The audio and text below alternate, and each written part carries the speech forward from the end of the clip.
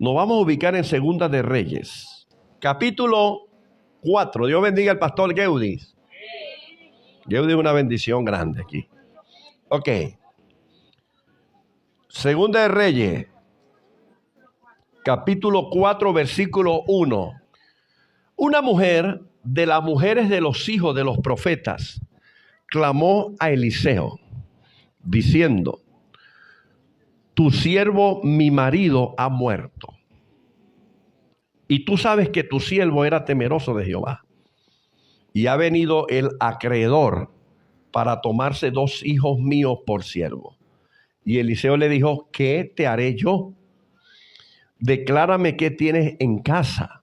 Y ella dijo: tu sierva ninguna cosa tiene en casa, sino una vasija de aceite. Diga conmigo: una vasija de aceite. Él le dijo: ve y pide para ti vasijas prestadas de todos tus vecinos. Vasijas vacías. Diga conmigo: vasijas vacías.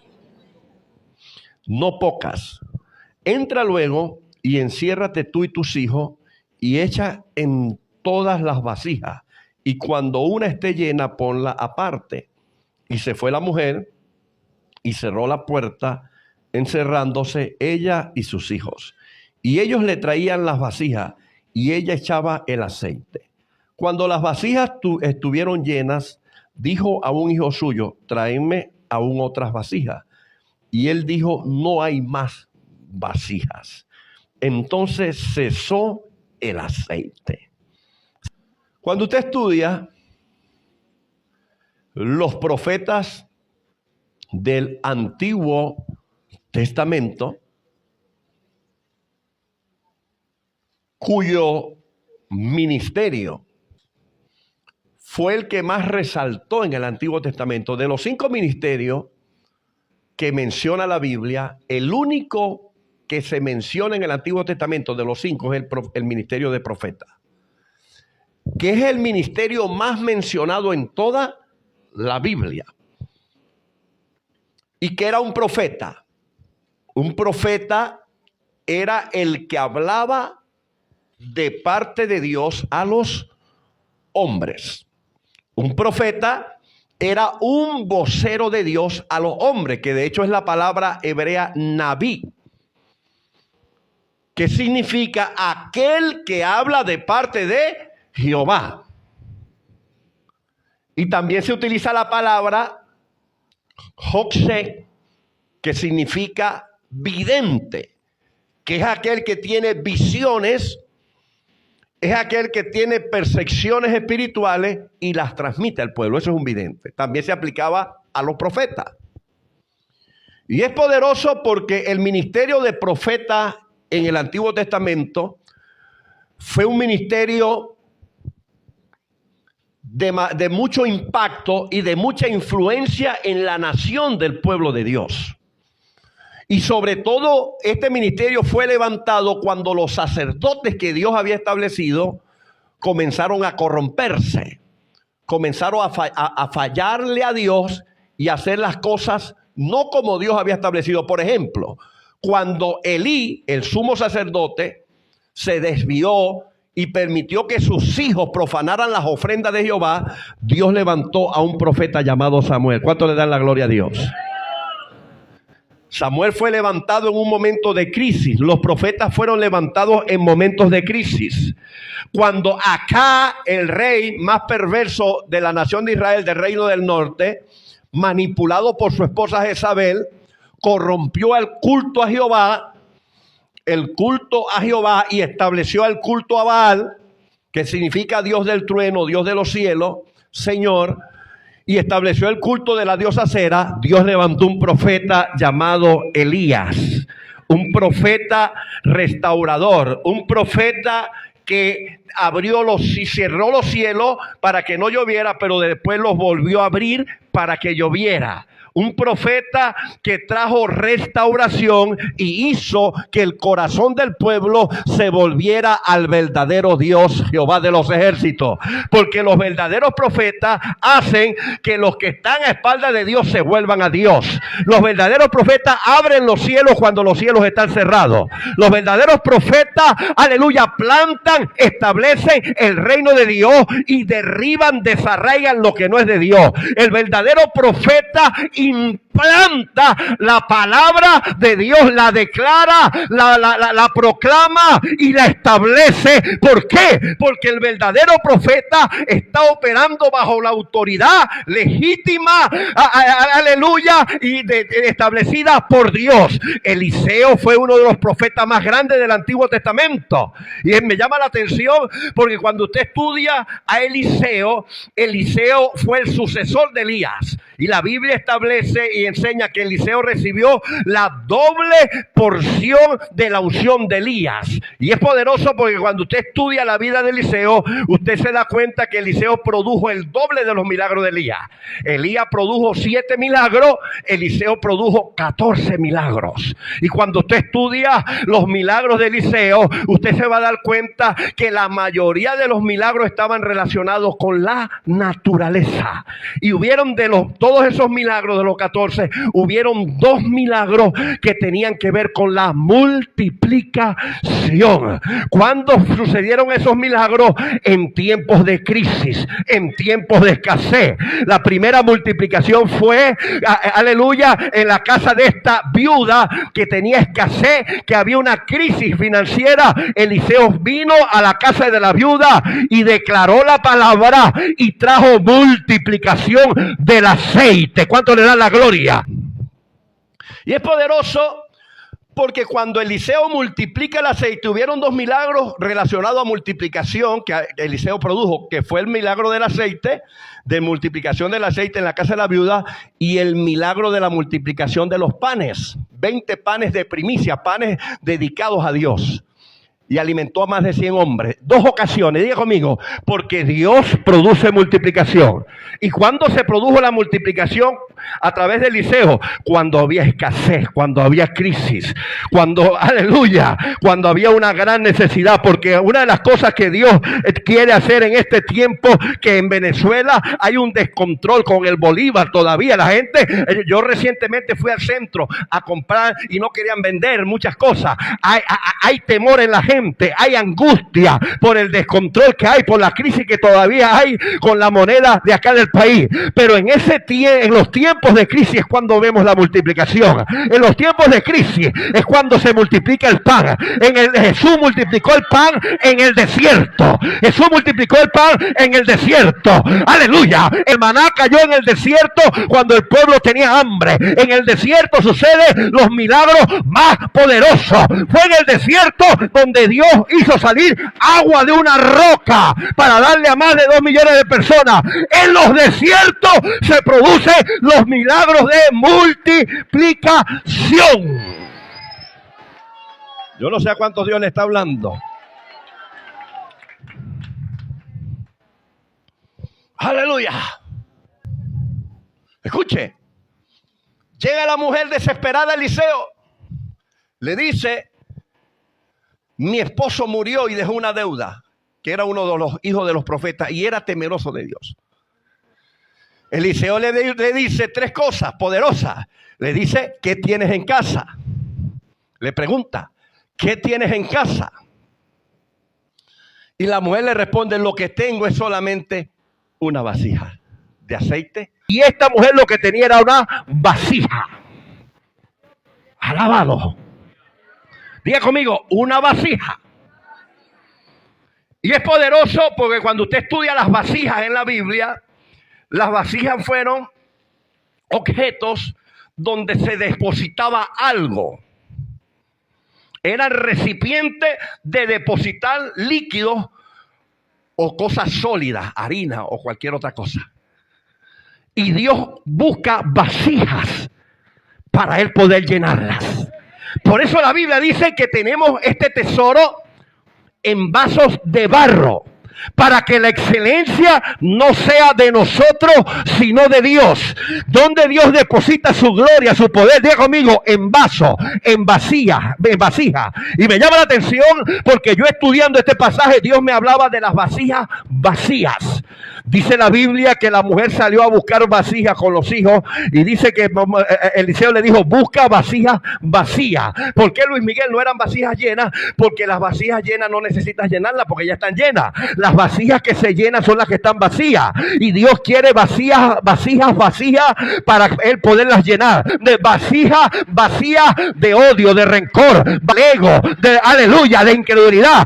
Dios quiere que las vasijas se vacíen para Él llenarlas. ¿De qué necesitamos vaciarnos como vasija? Necesitamos vaciarnos del pecado. Necesitamos vaciarnos del egocentrismo. Necesitamos vaciarnos, aleluya, de la duda, de la incredulidad. Necesitamos vaciarnos del odio, del resentimiento. Necesitamos vaciarnos de la carnalidad. Necesitamos vaciarnos para que Él nos llene. Por eso Juan el Bautista dijo, es necesario que yo mengüe para que Él crezca. Y vaciarse es menguar a nosotros mismos. Necesitamos creyentes que mengüen, que se vacíen de sí mismos para que pueda ser lleno del aceite de Dios. Entonces tenemos en la iglesia muchas vasijas llenas de odio, de resentimiento, de incredulidad. Y donde hay una vasija llena de incredulidad, Dios no puede llenarlo de fe. Donde hay una vasija llena de carnalidad, Dios no la puede llenar del Espíritu. Donde hay una vasija llena de odio, Dios no la puede llenar de amor. ¿Cuánto le dan la gloria a Dios? Donde una vasija llena de egocentrismo, Dios no puede llenarlo de su gloria. Por eso la viuda fue a buscar vasijas como vacías. Las vasijas que Dios más usa no son las rotas. Porque si usted echa un líquido, una vasija rota, se bota. Y una vasija rota es una vasija que ha sido deteriorada. Y de hecho tenemos en las iglesias vasijas rotas. Que se han roto. Corazones rotos, heridos. Y cuando Dios deposita su gloria, te ministramos, ellas botan lo que Dios ha puesto en ellos. Porque están rotas. Necesitamos vasijas restauradas. Vasijas restauradas para que Dios las llene. ¿Cuánto le da la gloria? Y me llama la atención lo del profeta Jeremías, porque cuando Dios le muestra a Jeremías, dice que fue a la casa del alfarero. El alfarero dice que hacía vasija y se le deshacía en sus manos, hasta que hizo una vasija mejor. Diga conmigo, restauró la vasija que se había dañado, porque se necesitan las vasijas rotas, se necesitan restaurar para que no pierdan la esencia y lo que Dios ha de depositar en ellas. Aleluya. En el templo, yo le decía a mi esposa, se usaban diferentes tipos de vasijas. Vasijas de barro se usaban en el atrio. Por ejemplo, en la purificación del leproso, las dos aves que se usaban para la purificación del leproso se echaban en una vasija de barro. Y eso habla del carácter, porque el barro representa fragilidad, debilidad. ¿Por qué dice la Biblia? Tenemos este tesoro en vasos de barro. ¿Por qué el tesoro en vasos de barro? El poder de Dios. ¿Por qué? Porque un vaso de barro representa un vaso dependiente. Un vaso con muchas debilidades y fragilidades y depende de Dios. Tenemos este tesoro en vasos de barro para que la excelencia del poder no sea de nosotros. Así lo dice Pablo, 2 Corintios 4:7, sino de Dios. Pero una vasija de barro, la limitación que había era que se usaba solamente en el atrio, no se podía usar en el lugar santo ni en el lugar santísimo. Alábalo. En el lugar santísimo se usaban vasijas de bronce, santo, perdón. Y en el lugar santísimo se usaban vasijas de oro. Las vasijas de oro representan la gloria misma de Dios. Por eso es que en el lugar santo, en el lugar santísimo, todas las cosas eran hechas de oro. La mesa de los panes de la proposición era cubierta de oro. El candelabro, el menorá, era todo de oro. 9 manzanas tenía el menorá. Las manzanas hablan del fruto, de la fructificación. Y tenía una flor de almendro que habla de la palabra, del apresuramiento de la palabra de Dios. Aleluya. Y ese candelabro tenía 7 lámparas que eran llenas de aceite en la mañana y en la tarde. ¿Por qué eran llenas de aceite?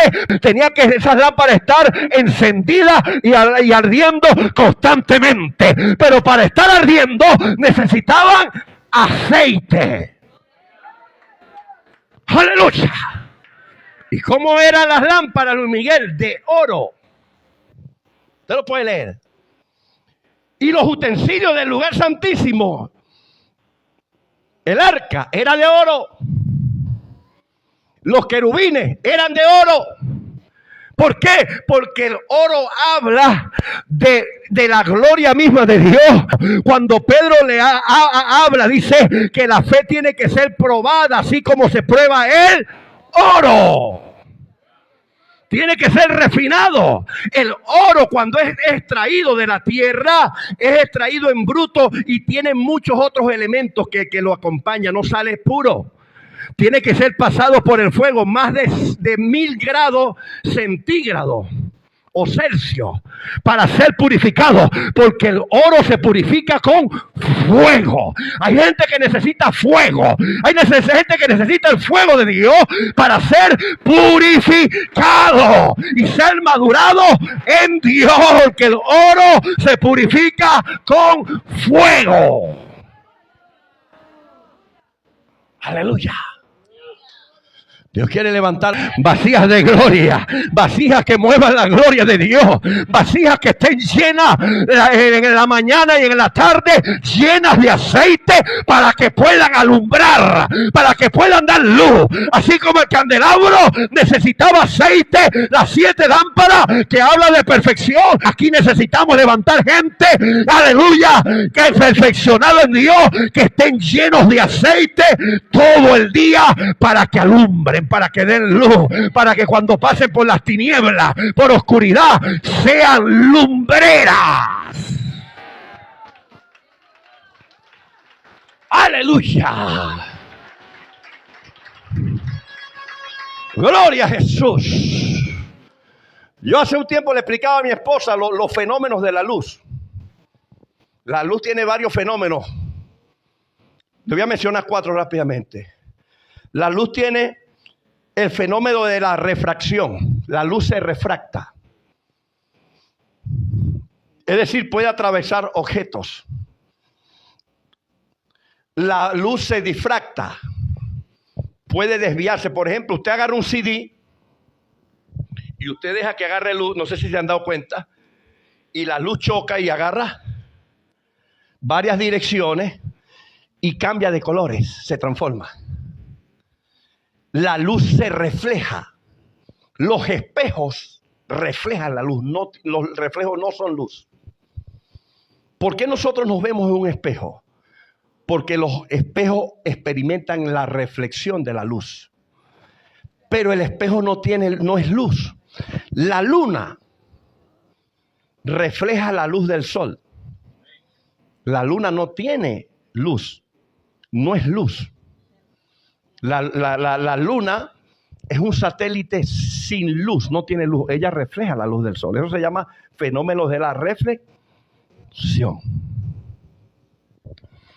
Tremendo. Diga conmigo, tremendo. Pero el sol no refleja la luz ni la refracta.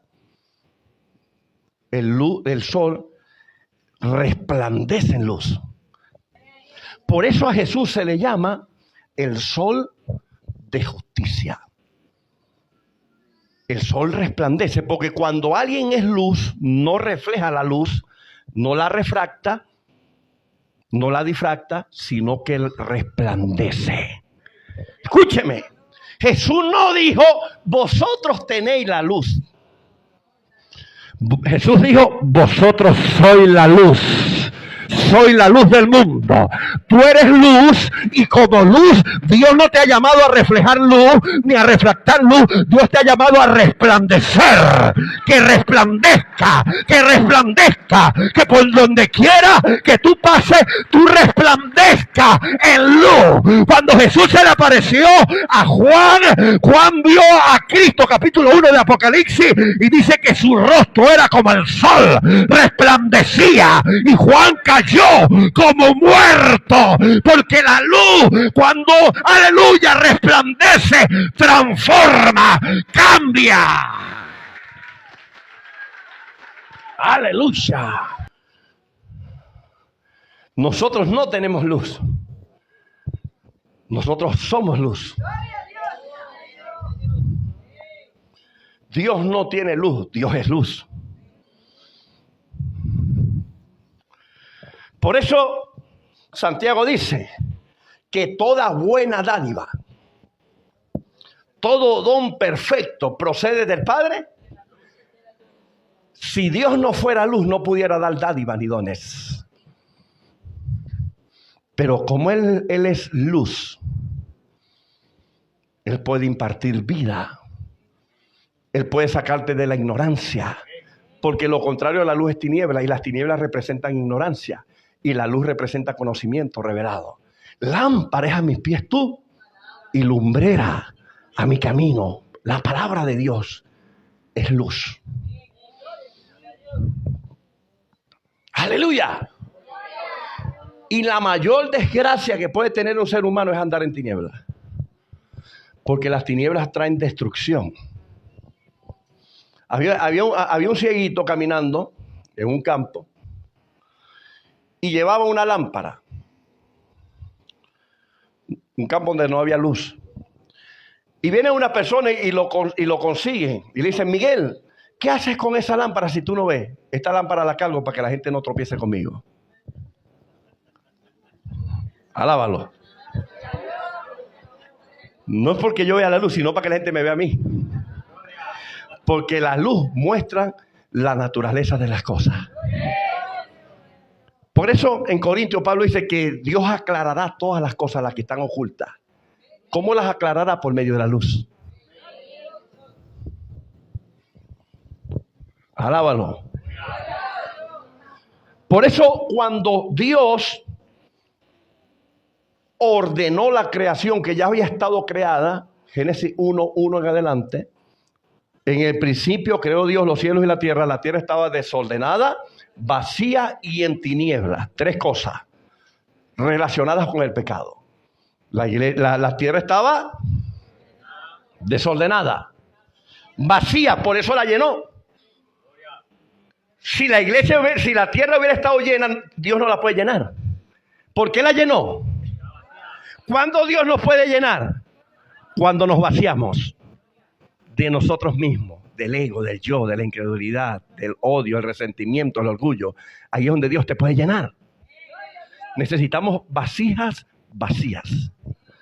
Número 3, la tierra estaba en tinieblas. ¿Qué hizo Dios para ordenar todo? Dijo: sea la luz. Y me llama la atención porque la palabra luz es la palabra or en el hebreo. Es la palabra or en el hebreo, que es la misma que se utiliza en los salmos para decir: lámpara es a mis pies tu palabra y lumbrera a mi camino. ¿Qué es Dios produjo? Dios produjo, aleluya, a través de su palabra. La palabra fue lo que ordenó todas las cosas, la luz de Dios. ¿Cómo Dios ordena tu vida? Por medio de la palabra, por medio de lo que está escrito. La palabra de Dios trae orden donde hay desorden. La palabra de Dios trae orden donde hay desorden. Y Dios quiere ordenar tu vida por medio de su palabra, por medio de su luz. Dios quiere ordenar tu matrimonio. Dios quiere ordenar tu familia. Dios quiere ordenar todo lo que estás haciendo por medio de su palabra. Aleluya. Qué lindo. Eliseo le dice a la viuda: busca vasijas vacías. Entra en tu casa, enciérrate Aleluya. Enciérrate. Porque si hay algo que Dios quiere hacer es cuando tú te encierras con Él. Por eso Jesús dijo, cuando ores al Padre, entra a tu aposento, cerrada la puerta.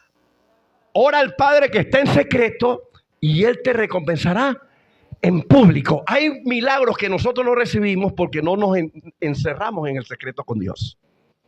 ¿Cuándo el aceite comenzó a fluir? Cuando la viuda se encerró.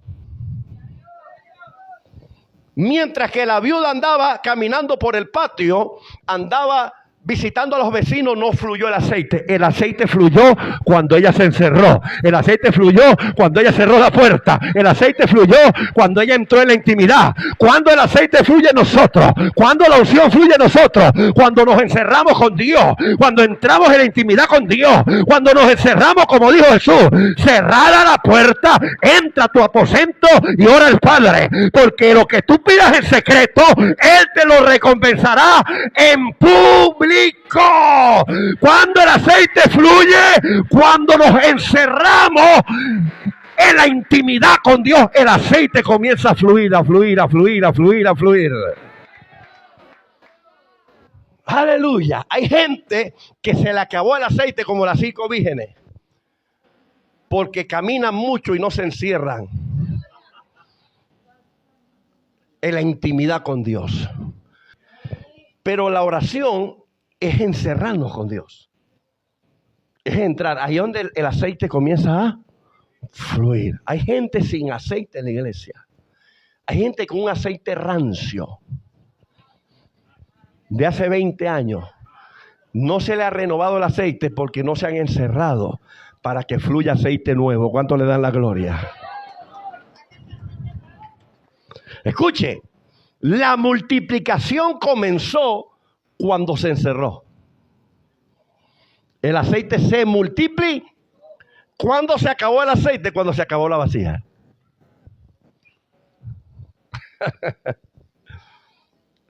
Porque cuando no hay vasija, Dios no haya donde depositar su gloria, su poder, su aceite. Y Dios, cuando anda buscando a alguien, Él anda buscando vasijas vacías para Él llenarlas con su gloria. Aplauda la gloria de Dios.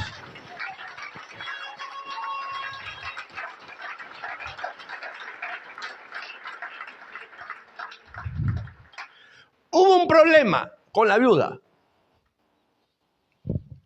Una falta de conexión con sus hijos. Y es lo que pasa muchas veces en la iglesia. Cuando no hay una conexión entre el pastor y el liderazgo en la iglesia, el aceite se detiene. Ella se limitó y dependió mucho de sus hijos. Y no se buscaron suficientes vasijas. No se buscó suficientes vasijas donde se depositara el aceite.